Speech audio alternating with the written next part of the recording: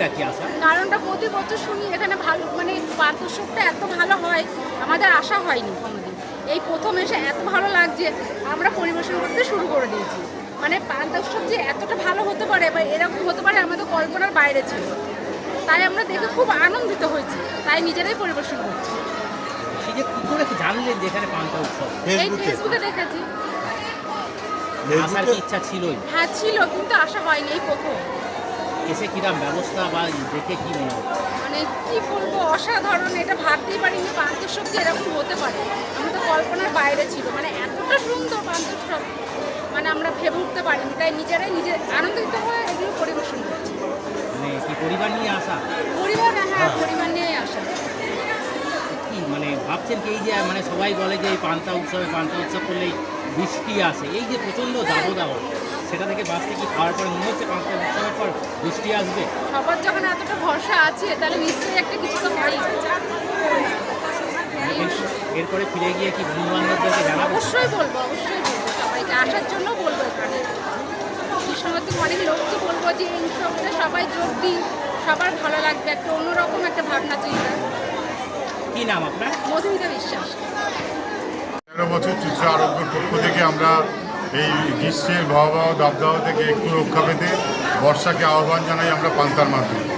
আমরা ছোটোবেলায় ঠাকুমাদের কাছে শুনেছি পান্তা খেলে শরীর ঠান্ডা থাকে, এবং শরীর ঠান্ডার সাথে সাথে যাতে পরিবেশ এবং আমাদের ওয়েদারও ঠান্ডা হয়, তার জন্য আমরা ঈশ্বর বলুন, আল্লাহ বলুন, গড বলুন, আমরা আহ্বান করি যে এই পান্তা উৎসবের মাধ্যমে আমরা আহ্বান করি তাদের কাছে যাতে বর্ষা নামুক, বর্ষা নেমে মানুষ এই ভয়াবহ দাবদাহ থেকে একটু রক্ষা পাক, আর কি স্বস্তির একটা পরিবেশ তৈরি হোক।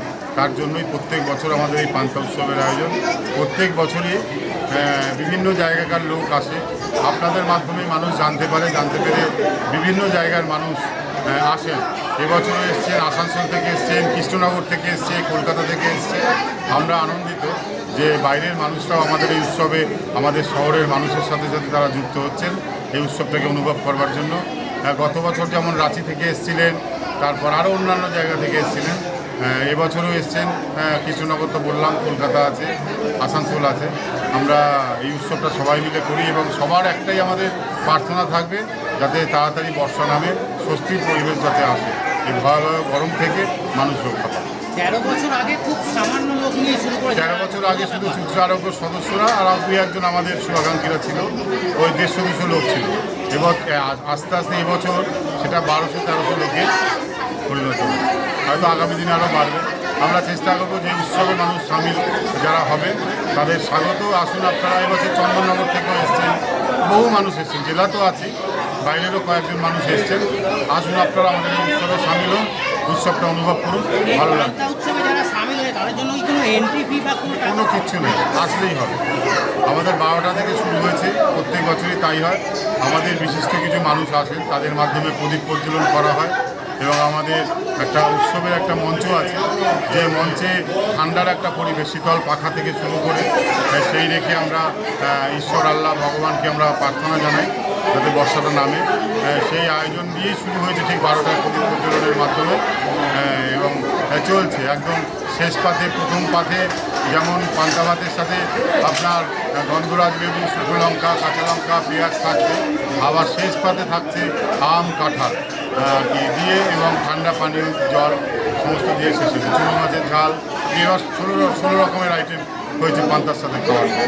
পান্তা উৎসবের সাথে এটা পান্তাকে সামনে করে করা। লাস্ট পাতে যখন দিচ্ছেন আম কাঁঠাল, এটা একটা জামাই ষষ্ঠী, আম কাঁঠালের সিজন যেহেতু প্রথম বছর দিয়ে আমাদের এটা হয়ে এসছে যে আমাদের শেষ পাতে আম, সেই আমটাও ঠান্ডা করে, বরফের মাধ্যমে ঠান্ডা করে আর কি শীতলভাবে সবাইকে আমাদের এখানে পাঠানো হচ্ছে।